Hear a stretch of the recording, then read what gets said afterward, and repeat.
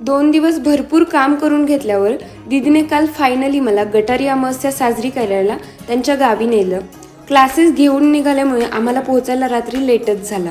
गेल्या गेल्या जेवण करून आम्ही झोपी गेलो. चांगली झोप लागल्यामुळं सकाळी मला लवकरच जाग आली आणि कंटिन्यू पाऊस सुरू होता गावी, त्यामुळे उठल्या उठल्या हा सुंदर निसर्ग बघायला मिळाला.